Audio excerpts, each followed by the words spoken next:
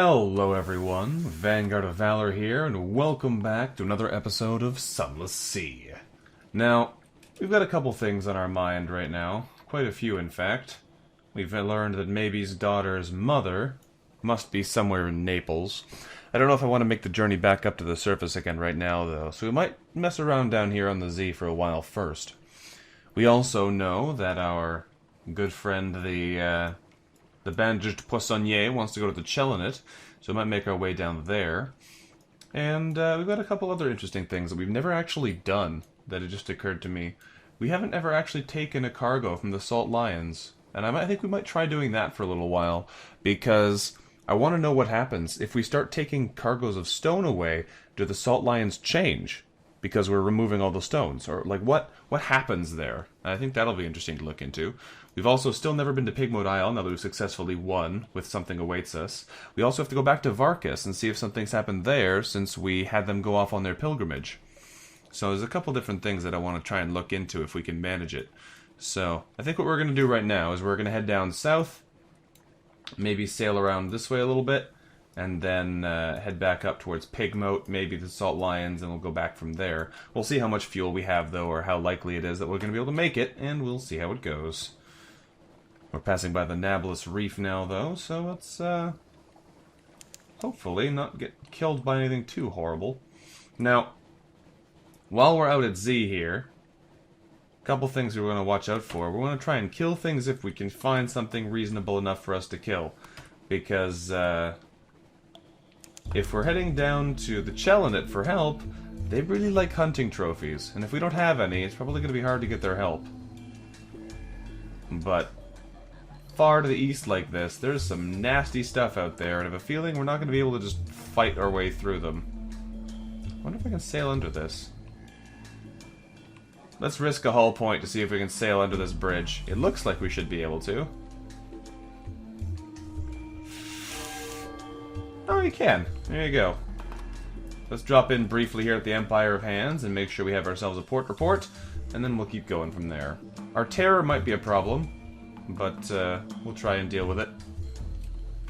Alright, so we dock in the Empire of Hands, where we can compile a port report nice and quick. There we go. And again, we could try and go murder off a whole bunch of pirates while we're here, and that would get them the supplies for their airship. Because we still have to do the fuel runs as well. But for now, I think we'll leave that for a later date. There's lots of interesting stuff still around here to do, so we don't want to do it all just yet. I think we'll leave that one for later. I'm also not sure if I really want to let the monkeys have their airship. It's kind of a worrying proposition, no matter how I want to look at it. We'll see, though. We'll make our way down south, and hopefully there'll be something here for us to fight along the way. We might even try and fight a Lornfluke if we find one. They're scary, but we do need a Colossal Fluke Core, I think for 2 different missions. I think the Fathom King wants one, and I think the Principal's End wants one, and I think the Curator wants one too. I think everybody just wants Colossal Fluke Cores. I'm not 100% sure, but I'm pretty sure. Let's stop in at Aestival, though, see if we can't acquire some fresh goods here. Hobbs Way Bay. We could fill our mirror catch box, compile our port report while we can, and while we're here, let's also, let's go beachcombing. What might be something interesting here? What do we find? We can find the remains of a shipwreck. Ooh, what's washed up here? 3 fuel. Stamp with the marks of the Royal Navy. Some naval picket met its end out here. Well, we can find a use for these 3 drums of fuel. That'll help. Okay, while we're here, let's quickly double check this. I think the Principal's End needs a Fluke Core, yeah. And I think that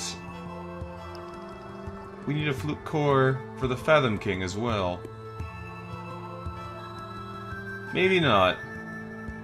Because the Eldest's End, we have to see either the some kind of massive thing End. And I think the Principalities might give us that, the Principal's End here, as will the Curator. I don't see his thing here. But I think that'll give us that. A Willing Guest, I'm not sure. Probably the Bandaged Poissonnier, once we finish his mission, would want to stay. Because I think he wants to create a dish for the Fathom King anyway. So that might do it. The Skylight's easy. We can just bring a box of sunlight. Miracle of Science. Presumably, we can get some other science devices other than the Memento Mori. So that we can trade one of those in. The Legend's Heart is going to be a problem, because we're just not strong enough for that kind of thing yet. But we'll get there eventually, I think. Okay, so it's not him who needs one.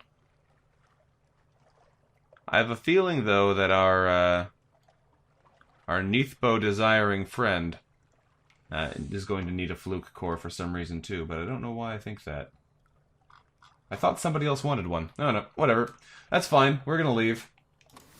We got plenty of sailing to do, and if we find a Lorn fluke, then we'll do a fight and see what happens, but we'll just have to wait and see, I think. It is nice and bright by Aestival, but we're heading down to the south where things get a little bit more unpleasant again. The bones. The bones! So far, though, we're getting along just fine here. There's nothing in the Z-Bat's range. I'm always a little uncomfortable going south, especially going southwest, because the logbook here takes up the whole part of the screen. I'm surprised there's nothing down here, though. It's been incredibly smooth sailing so far. We're already down by Savior's Coast here. That's what it's called, right? Yeah, Savior's Rocks. We don't have any wines. We can't really get anything of value from the spider folk, but we can at least drop in and say hello. We won't be able to get anything of value here, but that doesn't mean we shouldn't stop in. Or something awaits us, might be useful. And so we'll dock. Preparing for the Festival of Silk. Oh, we do have a cask of mushroom wine. What do you know? I forgot all about that. Port to port it is. Done. Oh, interestingly enough, we can't do something awaits us here. We can't do something awaits us here at all. Interesting. Well, I'm not going to worry too much about it then. We could try to bring light into the darkness and see how many crew we have die, but I think right now we're just going to leave and hope for the best. What's that? That is an Elder Angler Crab. Let's try and fight him. Don't know if we're going to be able to manage it, because he is a fairly nasty beastie with 600 health. But we'll try. He's going down pretty fast, though. Our ability to keep him at bay is really helping out here, I think. He's gone underwater, but that's fine. Just as long as we don't hit the dock here, which is what I was worried about, we should be alright. Why did the attack stop? Is it because we're in the docking area? I imagine so. That's not a good thing. You can't attack something just because you're getting too close to the dock. Come on, back out. We fed the crew just now. This guy is giving us quite the run for our money here. Oh, he's out of the line there. Let's just keep backing up a little bit. He doesn't want to come this way. That is really weird. Something about this area just totally throws him off. Alright, he's moving fast now. Let's just swing around this way so we don't have to back up into that nasty spot. We're gonna get hit here, almost 100%. Okay, he hit us for 40 damage. Wow! That hurt really bad. Ooh. He only hit us once, but man, he hit hard. Jeez. Well, we can dissect it for knowledge, but I think we're going to butcher it for supplies, because I have a feeling a big nasty like this might give us some good stuff. 5 supplies, that's a lot of supplies, and an unprepossessing mass. Mortal remains. Well, this looks like we found another unread log. We peel away the membrane and stifle a shudder. A half-digested sailor clutching a half-digested book. We'll dispose of the poor remnant directly, but what does the book say? Oh no, it's a tale of terror. Fair dealing. I met her again that September. Her hair was gone, and her hand, and she could remember nothing that had occurred to her before the age of 19. I could scarcely speak for horror, but she responded nonchalantly. I think my eyes will be next, she told me. I hardly need them down here in the dark, and the convention will offer me an excellent price for them. Reader, shun the Brimstone Convention. They will not cheat you. Worse, they will make you offers you cannot bear to refuse. Well then, we've gained 6 terror and a tale of terror, and that was a nasty fight right there. Wow. Alright, turns out we can handle enemies like that just as long as we don't let them ever touch us, because they hurt real bad. Unfortunately, we also got no hunting trophy there, so we're not probably going to be able to deal with the Chelonites, but we'll head down and see what's going on. It is nice to be able to fight things now, though, as opposed to always having to run away. Anything of interest down here? As the art's in deep, I have a feeling we're probably not going to find anything super exciting to fight in the space that's left here. If we find anything particular down here, there are a couple very nasty enemies that are hiding in this southerly seas. The Tree of Ages, for example. The Eater of Names, I think, is another ship here that's extremely dangerous. So we'll have to be a little bit more careful than we might otherwise be willing to be in attempting to fight new enemies wantonly. Here we are at Shableport, though, so let's stop in and see if they'll help our bandaged poissonnier, even if we don't have any hunting trophies. Alrighty. Let's dock here. Oh yeah, the Scrimshaw Chronicler. I still don't know what he wants us to do. With the Chelonet here... I called it! A bone man shows us the glyphs cut into his white-dusted palms. They mean separation, he tells us. He will instruct our chef if we can prove our worth. So okay, if we come back here with 3 hunting trophies, we can advance the bandaged poissonnier's training. But for now, that's not going to be an option. That's fair. Alright, at least we know. At least we know. We can buy Stygian ivory here. Don't think we really want to right now. I think we're just going to sail again. I'll turn the lights back on, why not? Okay, so that didn't quite work out as planned. I guess the next stop then is Varkas. If we can get down there, we might be able to get something interesting, because potentially they'll have come back from their pilgrimage by now, and then we'll be able to learn something about them. Not necessarily, but hopefully. That would be a nice little wrap-up to that story, because I've never actually seen what happens with them yet. From there, we'll probably head back up this way and see if we can't investigate the center of the map again, but we'll see. Oh, good. Horrors below.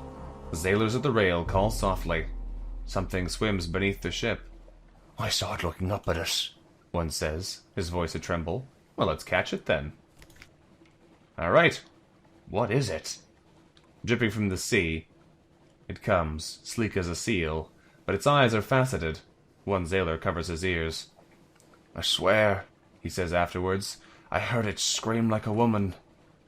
Well, we have a strange catch and a terror. Fair enough. I'm hoping at some point we'll be able to get live catches, or live specimens, or whatever they're called. I have no idea how to actually acquire those. Probably we have to go to some of the nicer islands and do some exploring and find things on our adventure that way, rather than just catching them out of the sea, because it seems as though the sea prefers to give us the strange catch instead. But, I don't really know how it works, so we'll just keep experimenting, I guess. Also, our terror is getting pretty darn high right now. We're gonna have to deal with that at some point, otherwise we're gonna be in trouble there. We'll head down to Varkas, though, and see what happens down there. Should be nice to see. Hopefully it's not too terrifying. Hopefully there's no blue prophets down here as well. As much as we can manage things, I don't think we can quite manage that. Oh, look! Milliner bats. I don't know what those are, but I don't like them. They look like blue prophets, and therefore they worry me deeply. Alright, let's make our way around a Jack-a-dandy stack here on the safe side of the Milliner bats, and then we'll keep going. Something tells me we don't want to mess with them right now. As much as I am interested in combat, and as much as we killed something that was tougher than them already, the bats are quite fast-moving. And I imagine they'll be dangerous like the prophets are for that reason. Something that can hit you quickly can kill you very fast. Alright, let's stop in here at Varkas and see what they have to say. We've returned to the Mirrored City, where light was always the law. We can compile a port report quickly. There we go. And the guard remembers us. Well, let's go back in and see what happens now that we've returned here after they've all left on their expedition. They may not be back yet, which could be interesting too. Alright. The guard of the Mirrored Gates gives us a startled look. Clearly, she remembers us. Up close, the blue-cloaked guard looks grimly fearful and wide-eyed. There are strange things going on in Varkas these days. She turns away. Sometimes I think Mihir has turned his gaze away from us forever. She seems to recollect herself all of a sudden and stands a bit straighter. You will see for yourself, Thomas. Step lightly and walk in the light of Mihir. A plague of broken mirrors. Well, cracked glass and doused lamps everywhere. There are pools of shadow visible in the formerly shadowless city, and Varkasi huddle together and avoid the dark spaces with fear twisting their faces. You see Varkasi clashing with white-cloaked guards in the streets, shouting slogans. They call themselves Kneethurs, and wear pieces of broken mirror around their necks. Even the Temple of Mihir has not escaped their anger. Across the stone threshold, the Kneethurs, I guess is what that's supposed to say, the Kneethurs have arranged thousands of glittering pieces of broken mirror into the words, "We have already fallen." The pilgrims are still away, and with them the Agnihotri and his council of sun priests. It is the perfect moment for a revolution. And what will we do? Well, I guess this will be interesting. So we can abandon ship completely. Just leave. We can listen to the Kneethurs, we can listen to the priests. And we can pick a side. Let's listen to them first. Let's listen to the Kneethurs. We are barely surprised to find that the jewel-turbaned youth is the leader of the Kneethurs. "This is all because of you, Thomas," he tells us brightly. "Your very presence in Varkas made us think and wonder and imagine." He turns to the other Kneethurs and holds up the shard of broken mirror hanging around his neck by a thin thread. "We deny the tyranny of Mihir and his priests and his high-born fire-keepers. We refuse to isolate ourselves from the rest of the Neath any longer. We refuse to fear the dark and cower in the light." His voice raises to a roar. "We are fallen!" The Kneethurs shout their enthusiasm and hold up their mirror shards like banners. "We are fallen!" they cry. Well, they are certainly enthusiastic, but does that mean they are right? Let's hear out the Sun Priests. The Temple of Mihir is a war room. "We cannot let Varkas fall into darkness," the oldest Sun Priest addresses the assembled guards and citizens. "The Kneethurs have not simply turned away from Mihir's gaze, but they actively conspire with his enemies." A susurration goes through the crowd as the Sun Priest holds up a shard of broken mirror. "They are enthralled to the parabolan powers who whisper through mirrors and entice through dreams and trickery. They are breaking the mirrors and dousing the lamps." If they're breaking mirrors, we point out, how then can they be in league with mirror lords? The Sun Priest gives us a pitying look. Oh, Thomas, what happens when you break a mirror? He snaps the shard he is holding, and holds the jagged, broken pieces in either hand.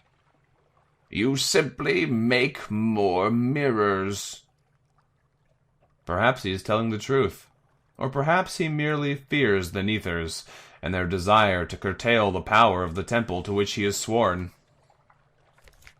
Well, I'm not sure what to do here. I'm not sure what to do. You have the option of siding with Mihir's priests, or to join the Kneethur revolution. I'd be interested to see what happens if we come back again later. Does the Agnihotri come back, and does it resolve the whole situation, or does it wait until you decide what to do? It's interesting. I'd be interested in, because here's the thing. If we side with Mihir's priests, when the Agnihotri come back, then they'll be happy with us because we've supported their established situation. If we join the revolution, though, and douse all the lamps, when the Agnihotri comes back, then there's just going to be a bigger fight. There's going to be another war, basically, between the people who've stayed behind and have messed everything up, and the people who've gone away and have come back. So I'm not sure what I want to do here. I think I'm going to have to think about this one a little bit more. And then we'll return to Varkus in the future to choose a side. Because, as interesting as this is... But then again, I don't know if I can actually leave. You know what? I'm going to think about this one for a little bit, and then I'm going to come back and we'll see what's what then. So just 1 second here while I think about this. Okay, I've been thinking about this for a little while, and I've basically come to the conclusion that we can't leave. This is really all our fault. Because we put the seed of revolution in the mind of the jewel-turbaned youth, so...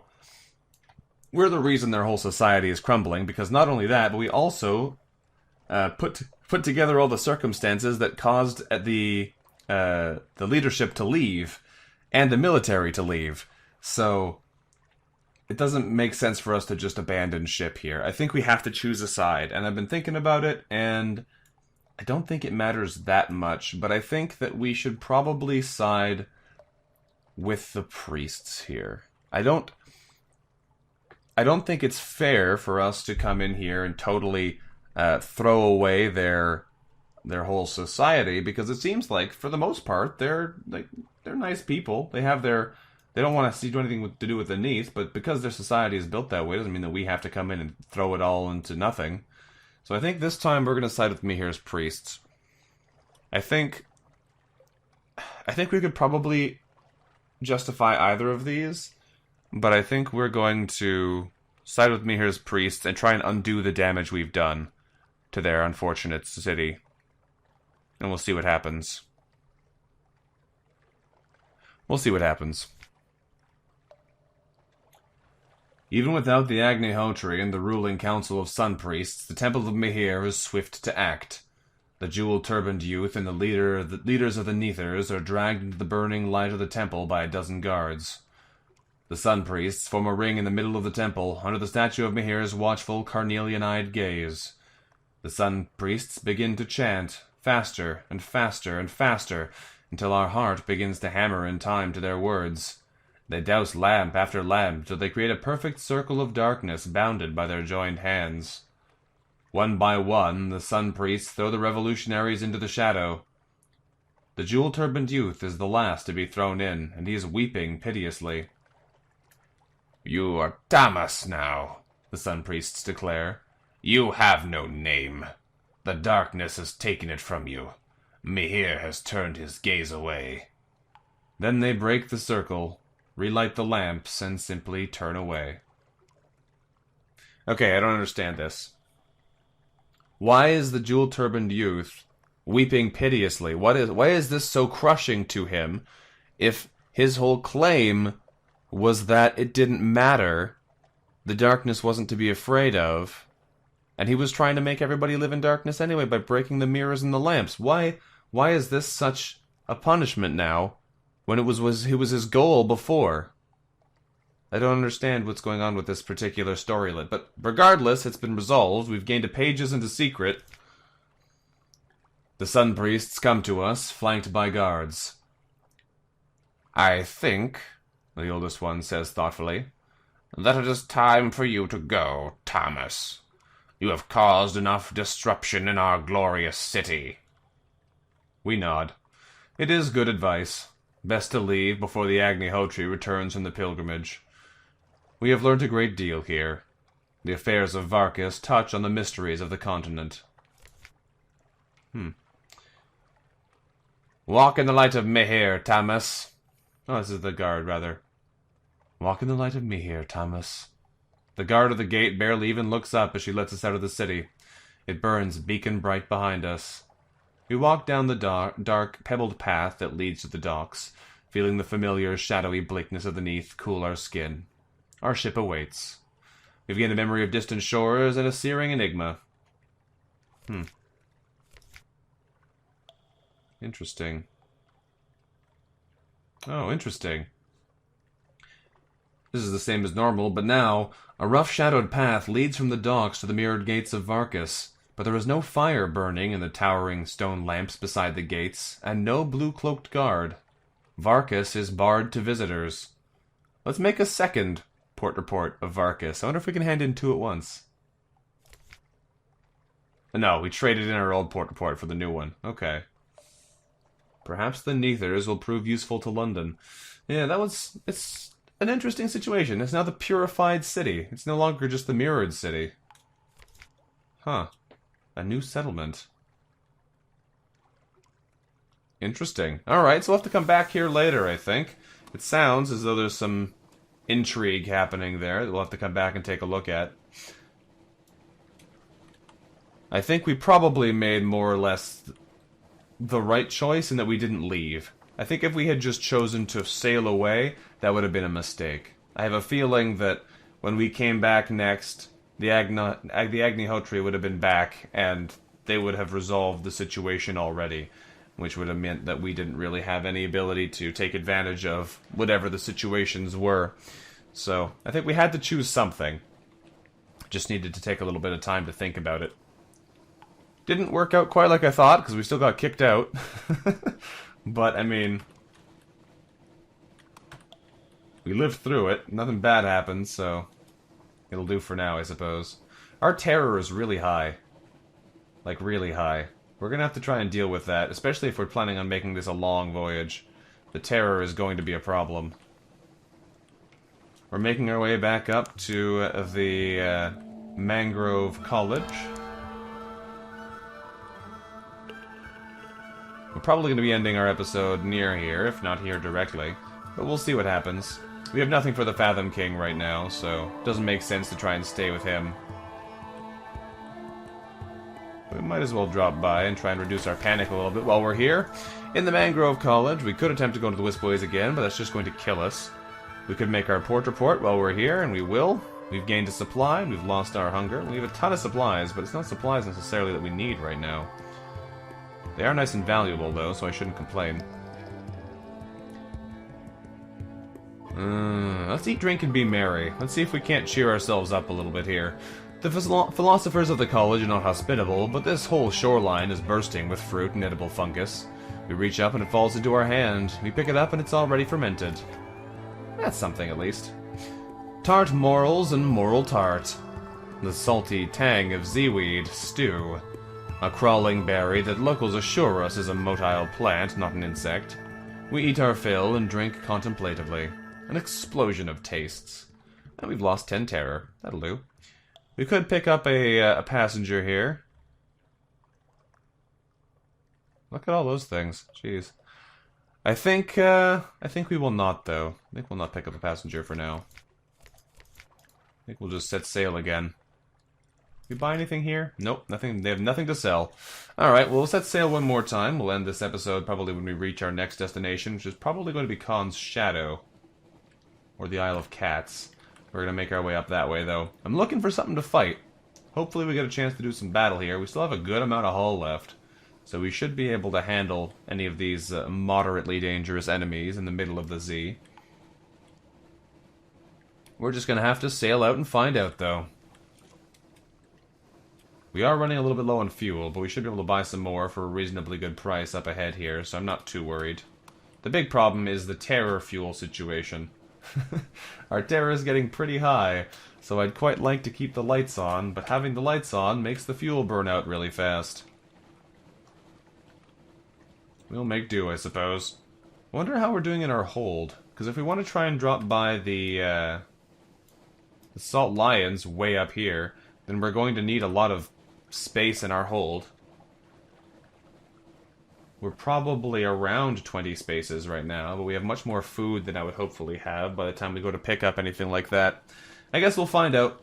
We'll experiment. I want to see what happens if we bring some saltstone back, or sphinx stone, or whatever it's called. And hopefully we'll be able to get a story in motion there, too. That would be nice. Alright, so we'll stop in here at Khan's Shadow, and we'll go from there. Visits in at Wanderer's Haven. Something awaits us at port, so we'll see what it is. In Khan's Shadow, there's nothing going on here. What a surprise. The figurehead of the Eater of Names. They'll buy that here. We don't have it, of course, though. We could buy fuel, and we should buy fuel. We'd be foolish not to. Alright, so we're fairly low on cargo, but we have a good amount left on hand. Number of outlandish artifacts. The Mile Breaker. Well. Alright, I don't think we want any of these things right now. I don't think we want any of these things, but we will end our story here for now. So, thank you for watching, everyone. This has been Vanguard of Valor, playing a little bit of Sunless Sea for you. If you enjoyed the episode, let me know what you thought about it in the comments below. Thank you again very much for watching, and I'll see you next time. Until then, goodbye.